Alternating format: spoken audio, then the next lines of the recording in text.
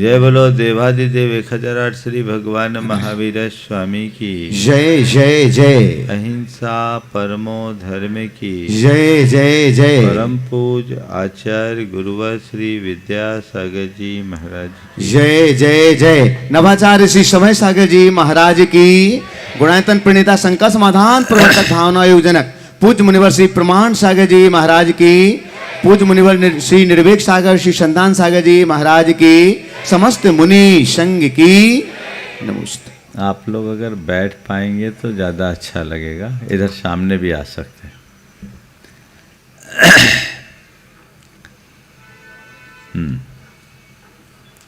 आज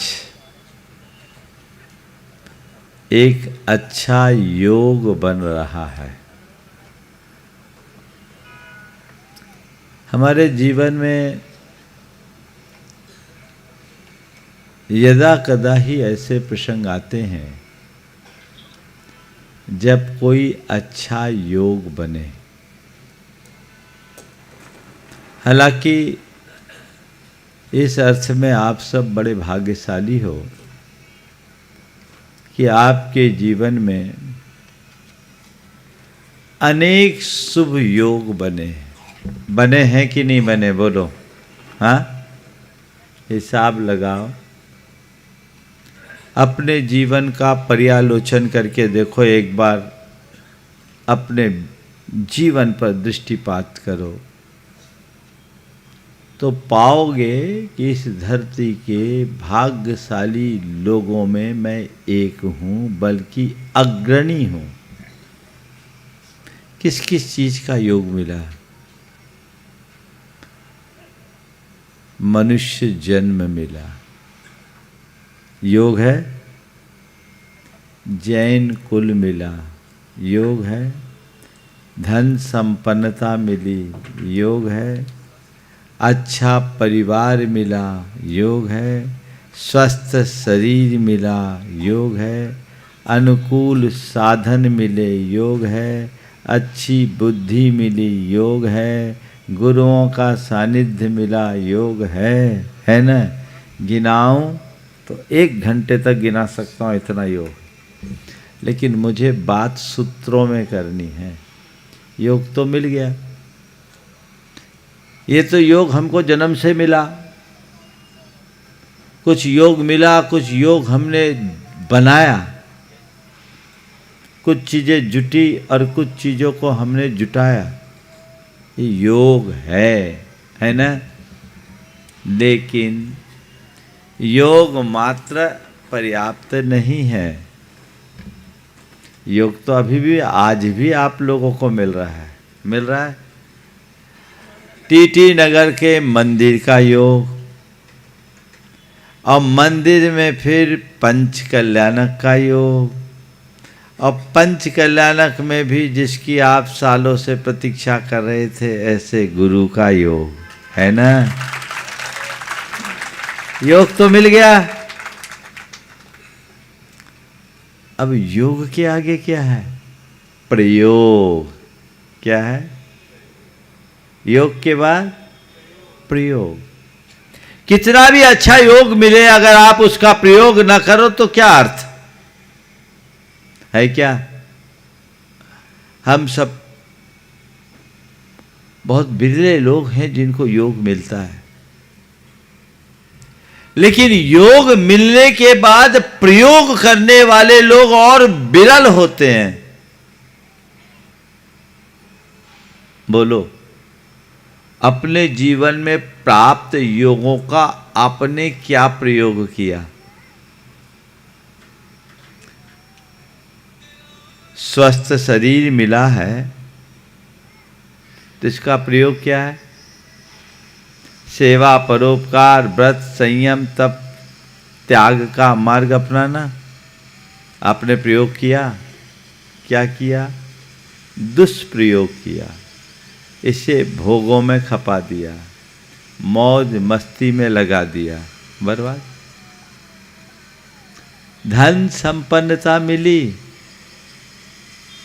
इसका सही प्रयोग क्या है? दान, परमार्थ और परोपकार में नियोजित करना। आपने क्या किया, कितना इसमें लगाया, क्या किया? खाया पिया मौज किया, सुरा सुंदरी में बहा दिया। ये योग का सही प्रयोग है या दुरुपयोग? और कुछ लोग हैं केवल जोड़ जोड़ के धरते गए, न खाए न खिलाए। गुरुदेव ने ऐसे लोगों के लिए एक हाइकू लिखा है, कुंडली मार कंकड़ पत्थर पे क्या मान बैठे, साथ जाएगा क्या? सांप ही बनोगे और क्या बनोगे। ज़्यादातर धन के ऊपर सांप दिखते हैं, शायद उसके पीछे यही कहानी हो। धन मिला पर आपने उसका सही प्रयोग नहीं किया। धन पाकर जीवन को धन्य बनाने का रास्ता ही सही प्रयोग है, अन्यथा धन एक दिन खोना है और धनी का निधन होना है। धनी का निधन होगा कि नहीं होगा? गया। बुद्धि मिली, इसे आत्महित में लगाओ तो बुद्धि का सदुपयोग, और दूसरे को लड़ाने भिड़ाने में लगाएं तो दुरुपयोग। घर के पास मंदिर है, ये योग है। दर्शन करो, पूजा करो, पाठ करो, ये उसका प्रयोग है। अब बाजू में मंदिर होने के बाद भी मंदिर आने का भाव न रखना दुष्प्रयोग है ना? पंच कल्याणक का योग बना है, बना है, दुर्लभ योग है ना। अब पंच कल्याणक का योग बना तो इस पंच कल्याणक में मैं अपनी ज्यादा से ज्यादा और ऊंची से ऊंची भागीदारी दूं, लाभ उठाऊं, ये इसका प्रयोग है। और हाँ, हो रहा है सो बस देखते रह जाऊं, दर्शक दीर्घा में बैठे रहूं, ये इसका समुचित प्रयोग नहीं है। कुल मिलाकर सार में मैं इतना कहूंगा जीवन में जब भी कोई अच्छा योग बने भरपूर प्रयोग करो, क्योंकि संयोग के बदलने में एक पल भी नहीं रखती। कई लोग सोचते रहते हैं और सोचते सोचते इतना सोचते हैं कि उनका अवसर ही हाथ से निकल जाता है। संत कहते ज्यादा सोचो मत, करो, आगे बढ़ो। आज आप लोग कुछ सोचकर आए हो, कहीं ऐसा ना हो कि सोचने वाले सोचते ही रह जाए और जिनके बारे में किसी ने सोचा नहीं था वो मैदान मार ले जाए। इंदौर में ऐसा ही हुआ। ये सब चीजें जिनकी होनहार अच्छी होती है उनको ही सुलभ हो पाती। मैं तो बोलियां ज्यादा पसंद नहीं करता, प्रायः बोलियां कराता नहीं, लेकिन भोपाल का मामला था, उम्मीदवार ज्यादा थे, तो हमने कहा भैया यहाँ उलझ जाएंगे, जो हो खुले बाजार में हो जाने दो तो ज्यादा अच्छा है। लेकिन आप लोगों से मैं कहना चाहूंगा, आज अभी पात्रों का चुनाव होना है, व्यवस्थाएं तो चाहिए, व्यय साध्य आयोजन है, अभी तो मंदिर भी अधूरा है। अमर भाई चाहते हैं कि मेरे सिर पर बल कम पड़े, व्यवस्थाएं तो जुटानी है, तो उसके लिए तो आपको अपना द्रव्य भी लगाना होगा, भाव भी लगाना होगा, और जब लगाना है तो सोच के मत लगाओ। जो लगाना है सो लगा दो, केवल एक बात सोचो कि मेरा जो लगेगा वही मेरा होगा, बाकी तो धरा रह जाएगा। हम जो लगा देते हैं वही अपना है, बाकी तो सब खत्म। चार बातें कमाना, गंवाना, बचाना, लगाना। 4 स्टेज है तुम्हारे पैसों के। ज़्यादातर लोग कमाते हैं और गंवाते हैं। मैं कहता हूं कमा के गंवाओ नहीं, कमा के बचाओ और बचा के लगाओ। कमाए हो, गंवाना नहीं, बचाना है। जो कमाया हुआ उससे निज को, पर को बचाना है। कमाई हुई चीज बचानी है और बचा करके ऐसी जगह लगाना है जहां हर कोई बच सके।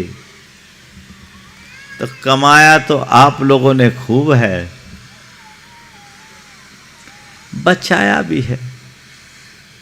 गंवाने वाले लक्षण तो आप लोगों के नहीं है। अब लगाने की बात है, कौन कितना लगा पाता है, आप सबको तय करना है। ये सब दुर्लभ अवसर है। पुराने समय में एक एक व्यक्ति पूरा मंदिर बनाता था और वही पूरी प्रतिष्ठा करा देता था।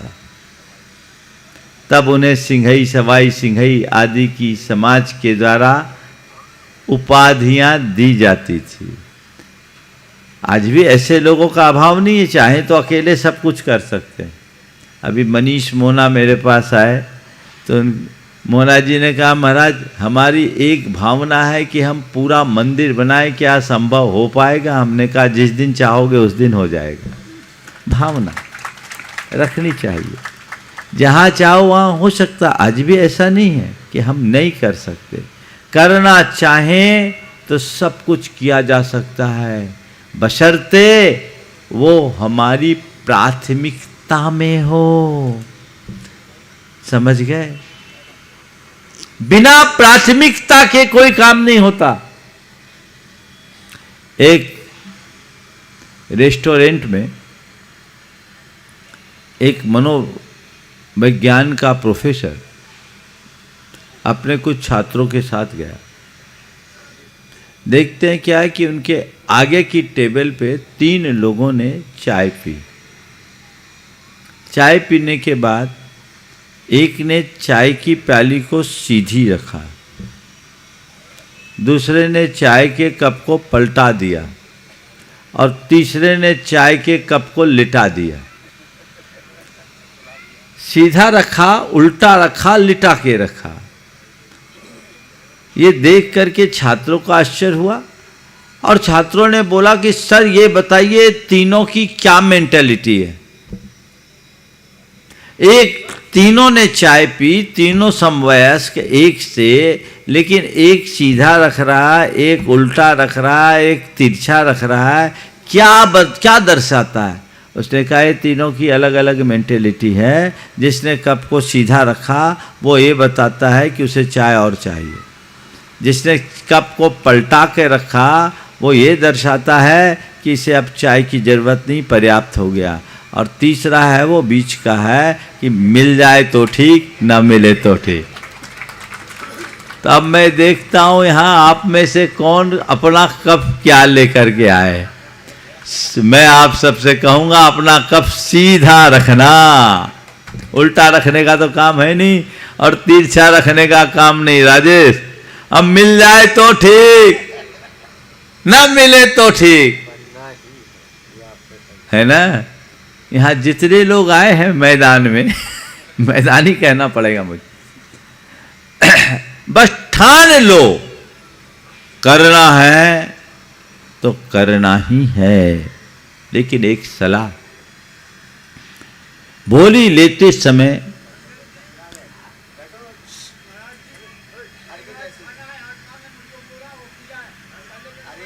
ओम ओम बैठो। बोली का जब भी प्रसंग हो बोली लो तो बोली अपनी शक्ति को छुपाए बिना लेना, ना तो शक्ति छिपाना और न ही शक्ति का उल्लंघन करना। कई लोग ऐसे हैं जो शक्ति को छिपाए बैठते हैं। तो शक्ति को छिपाओगे तो उसकी अभिव्यक्ति नहीं होगी। भगवान के दरबार में मेरी सामर्थ्य नहीं है ऐसा भाव कभी मत रखना। भगवान के दरबार में गुरु की शरण में हमेशा अपने सामर्थ्य की वृद्धि का भाव रखना। अगर अल्प सामर्थ्य है तो भी ये कहना कि ऐसा आशीर्वाद दो कि मैं इस लायक बन कर आऊं। कमतर मत आंकना, नहीं तो उल्टा भावना योग हो जाएगा। कमतर करोगे तो कमतर ही हो जाओगे। हमें बेहतर बेहतर होना है। पर कई बार ऐसा भी देखते हैं कई लोग होड़ में दौड़ जाते हैं, क्षमता होती नहीं और बोलने को बोल देते हैं और बाद में टें बोल जाते हैं। टें बोलना समझ गए ना? फेल हो जाते हैं, चुकाते नहीं, पाप के भागी बन जाते हैं, अनपेक्षित पाप के भागी। बोलने को बोल दिया और फिर दिया नहीं। बहुत से ऐसे लोग हैं जो घोषणा मंत्री हैं, घोषणा कर दिए काम नहीं। ऐसा मत करना। जितनी उदारता से बोलो उतनी तत्परता से चुकाना। क्षमता को छिपाना मत और क्षमता का उल्लंघन भी मत करना। ऐसे भाव से आप जब अपना द्रव्य लगाओगे तो वह कई गुना फलेगा। एक बार एक जगह बोली लग रही थी, एक साधारण व्यक्ति ने बोली ले ली। बहुत पुरानी बात है, लगभग 28 साल पुरानी बात। और उस समय उसकी बोली 5 लाख की थी। उस समय 5 लाख बोली बहुत बड़ी मानी जाती। हाँ, वो 5 लाख की बोली ली और लोगों ने कहा ये साधारण आदमी है, 5 लाख की बोली कैसे लेगा। वो आदमी अपने प्लाट का कागज लाकर कमेटी के सामने रख दिया कि मैं 3 महीने में 5 लाख दूंगा, नहीं तो ये कागज है इसकी रजिस्ट्री करा लेना। वो 25 लाख की प्रॉपर्टी थी। बोले मैंने सोच रखा था कि अगर इसमें सौधर्मिंद बनने का मौका है तो मैं बनूंगा, भले मुझे अपना प्लाट बेचना पड़े, बनूंगा तो बनूंगा।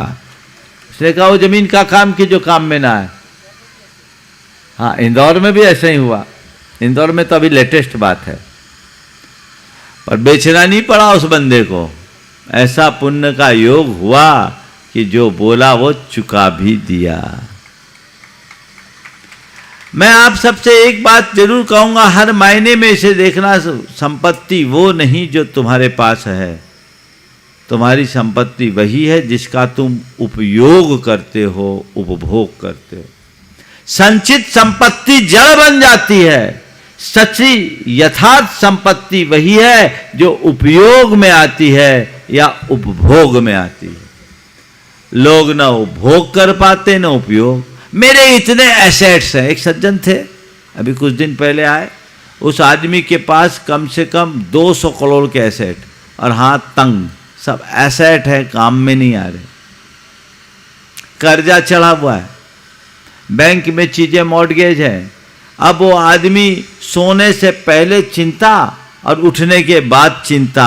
मैंने कहा चिंता में सोते हो, चिंता में जगते हो और इसी चिंता में एक दिन चिता में सो जाओगे। क्या मतलब है? उस संपत्ति का क्या अर्थ जो वक्त पर काम में ना आए। मैंने कहा अपने दिमाग में उस एसेट को एसेट मत मानो जो केवल पड़ी है। सच्चे अर्थों में तुम्हारी संपत्ति वही है जो समय पर काम आए। समझ गए ना? तो यही काम में आएगी। और ये जो परमार्थ में नियोजित द्रव्य है वो भव भवांतरों तक तुम्हारे साथ जाएगा। इसलिए आपको तय करना है कि मुझे क्या प्रयोग करना है। अभी मौका है, जिसको भी अवसर मिलेगा। मुझसे कुछ लोगों ने कहा, महाराज जी ने भी कहा था कि महाराज जी और को अवसर दे दे। कुछ लोगों ने महाराज से कहा होगा, महाराज ने वो बात मेरे तक पास ऑन कर दी कि महाराज 3 मंदिर है तो 300 धर्मिंद बनवा दे, 3 माता पिता बनवा दे। हमने कहा नहीं, एक में ही है और तभी दुर्लभता है। चाहूं तो मैं अभी 24 बनवा दूं, कई जगह बनते भी हैं, लेकिन बोलो मजा एक में है कि अनेक में? एक में। भले 3 मंदिर का पंचकलाना है, पर पंचकलाना तो एक है। कई जगह होता है, विधिनायक भी अलग बन जाते हैं, मौका मिल जाता है, लेकिन जब दुर्लभ होते हैं, हाँ, तीनों को मौका मिल रहा है इकट्ठे, क्यों? एक ही ना, एक ही। इसलिए जो लगाना है नेक भाव से लगा दो, जिसका भाग्य जगेगा वही पाएगा। महाभारत का एक प्रसंग सुनाकर मैं विराम लूंगा, क्योंकि अब आगे आप लोगों की आज परीक्षा है। अभी राजेश आया था, उसके साथ बिटिया भी आई थी। बोले महाराज जी आपके आशीर्वाद से मैं अपने परीक्षा को तो कॉन्फिडेंटली दे दी, आज हमारे मम्मी पापा की परीक्षा है, उनको दुख हो रहा है कि मिलेगा कि नहीं मिलेगा। तो बस जो करना है सो करना है। देखता हूँ कौन परीक्षा में कहाँ पास होता है। बस एक प्रसंग आप लोगों के ज्ञान के लिए देना चाहूँगा। जब महाभारत सुनिश्चित हो गया, अब सवाल था श्री कृष्ण किसके पक्ष में लड़ेंगे। कौरवों पांडवों दोनों को ऑफर दे दिया कि आ जाना और कल सुबह मैं बताऊंगा कि मैं क्या करूंगा। दुर्योधन गया और वह श्री कृष्ण के सिर के पास खड़ा हो गया। श्री कृष्ण सोए हुए थे, लेटे हुए थे, और युधिष्ठिर पहुंचे, वो श्री कृष्ण के चरणों में जाकर खड़े हो गए। आँख खुली, नज़र युधिष्ठिर की तरफ गई। श्री कृष्ण ने पूछा, युधिष्ठिर आ गए? दुर्योधन ने कहा हम भी आए, हम पहले आए। बोले ठीक है, पहले आए हो, पर भले तुम पहले आए हो, पर मेरी पहली दृष्टि युधिष्ठिर पर पड़ी है। युधिष्ठिर, मैंने तय किया है, एक और मेरी 11 अक्षौणी सेना होगी और दूसरी ओर निहत्था मैं। बोलो तुम किसे चुनोगे? एक और मेरी 11 अक्षौणी सेना और दूसरी ओर निहत्था मैं, तुम किसे चुनना पसंद करोगे? युधिष्ठिर ने कहा, अब ये दुर्योधन घबराया कि 11 अक्षौणी सेना न चुन ले। युधिष्ठिर ने कहा, प्रभु निहत्ते ही सही, मुझे केवल आपकी जरूरत है। निहत्ते ही सही, मुझे केवल आपकी जरूरत है। और तभी दुर्योधन ने अपना दावा ठोकते हुए कहा, फिर 11 अक्षौणी सेना मेरी। श्री कृष्ण ने कहा, तथास्तु। युद्ध तो बाद में हुआ, पर फैसला तो चुनाव के दिन हो गया। आप सबको पता है जीत पांडवों की हुई, कौरवों की नहीं।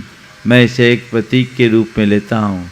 श्री कृष्ण है हमारे अंदर का धर्म। अब हमारे सामने चुनाव करने का मौका है। एक 11 अक्षौणी सोना है, 5 इंद्री, 5 उनके विषय और 1 मन, ज्ञानेंद्री, कर्मेंद्री और मन।